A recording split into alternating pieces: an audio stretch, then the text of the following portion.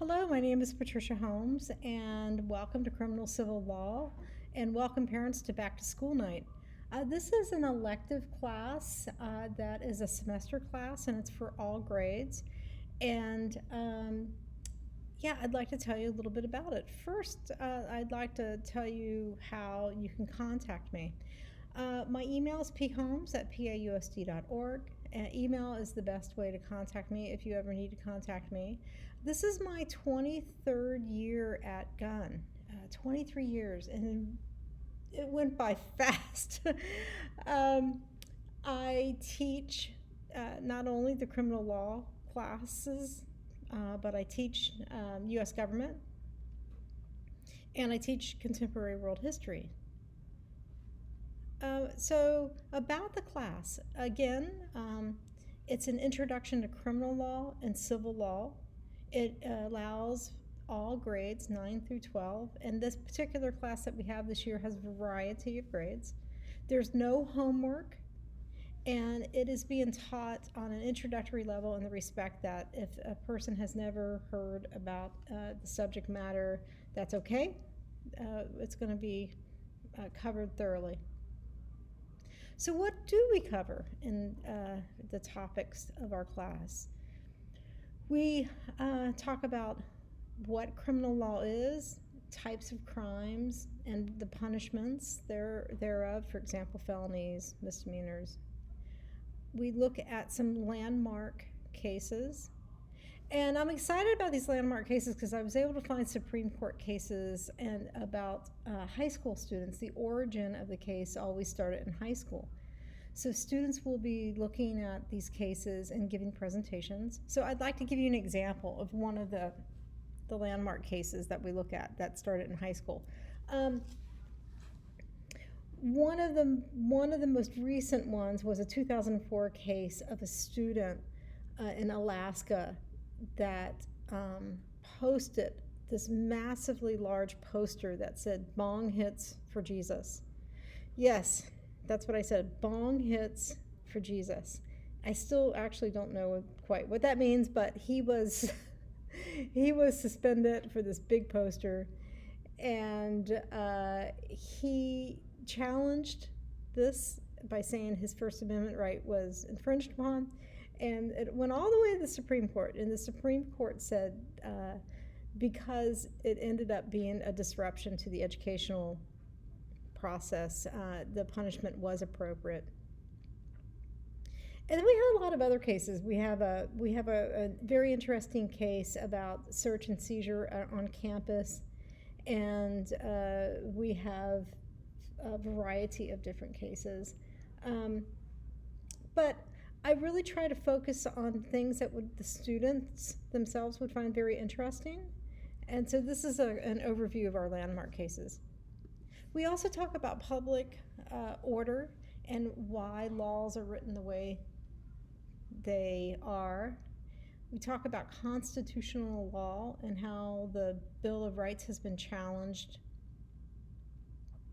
Specifically, we look a lot at the First Amendment challenge, and we also look a lot at police officers and their procedural behavior violating our rights. Finally, 2/3 of the class is criminal, but the last portion of the class, the last third of the class, is an introduction to civil law, and we talk about what civil law is. And it's an introduction into contracts and agreements amongst people, just to name a few things. Other class activities that we have a couple of mock trials in here. We have a minimum of one debate. Sometimes if time permits, we have 2 debates. Each student will also present a case based on the Supreme Court. Assuming I can pull this off with respect to COVID, I would really like to take the students on a field trip to criminal court. I often take them down to San Jose Criminal Court because the Palo Alto court is very, very quiet. The San Jose court is the opposite. It's just multiple courtrooms going on at once. And then also, if time permits, we watch a couple of law-related movies. Um, for example, I'm going to be asking you, well, I'm going to ask you guys for permission, approval to watch Aaron Brockovich. Some of you know Aaron Brockovich as the person who worked very diligently with a law firm to uh, to expose the cover-up of PG&E dumping pollutants. Aaron Brockovich is a really good civil law movie, but the only reason why it's rated R is because there's a lot of cursing in it. There's no violence or anything else. So this is an example of a law-related movie that we're going to watch. The other movie I would like to show my students is also a very light comedy movie where there's cursing in it, and it's called My Cousin Vinny. And if you haven't seen My Cousin Vinny, it's a great, at this point, it's a classic movie.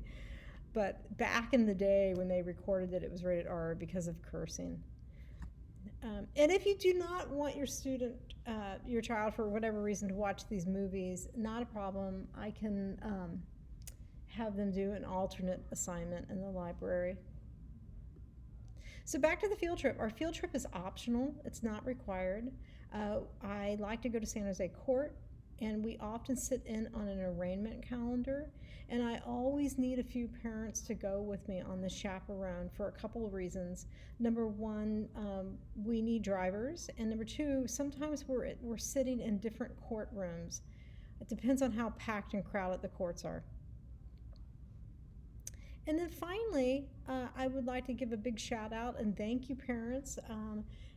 Thank you for your pie contributions. We definitely appreciate that and need it on campus. And I also want to give the parents a heartfelt thank you for anything that you guys have done in the past or will do in the future. For example, helping out with field trips or any kind of activities. It's a partnership between the teachers and the parents, and we definitely appreciate it. That concludes my introduction to criminal law for the online back to school night. So thank you, and please email me if you have any questions.